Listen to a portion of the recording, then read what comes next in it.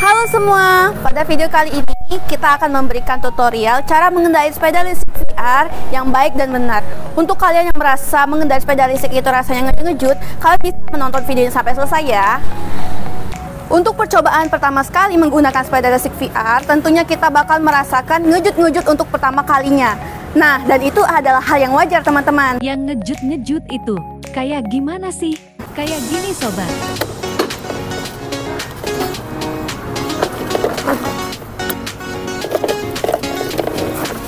Nah, dan itu adalah hal yang wajar karena kalian belum terbiasa dengan sensor gas yang ada pada sepeda listrik. Oh ya, perlu diingat, kalian jangan terlalu sering menekan tombol rem karena sensor pada rem ini terlalu kuat teman-teman. Kalau kalian terlalu sering menekan tombol rem ini, maka kalian tidak bakalan bisa jalan pakai sepeda listrik ini. Lalu, mengendarai sepeda listrik yang benar itu gimana? Oke, yang pertama pastikan dari badan kalian itu rileks dulu ya teman-teman. Dan yang kedua, ini sepeda listrik A2 nih untuk VR. Kalian mungkin bisa posisikan kaki kalian di tempat kaki double ini, step kaki double ini, agar kaki kalian ini tidak terasa kaku.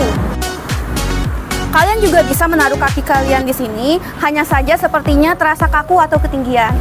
Oh iya, jangan lupa standarnya untuk dinaikkan terlebih dahulu agar tidak mengganggu kendaraan kita. Untuk ngegasnya jangan langsung full ya, jadi pelan-pelan aja seperti ini.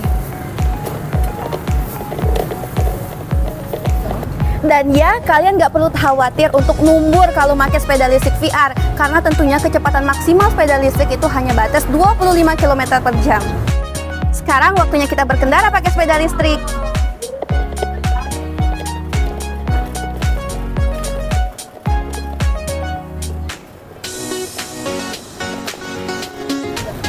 Oke, sekian saja video tutorial kita pada kali ini. Semoga bermanfaat. Sampai jumpa di video kita selanjutnya. Bye-bye!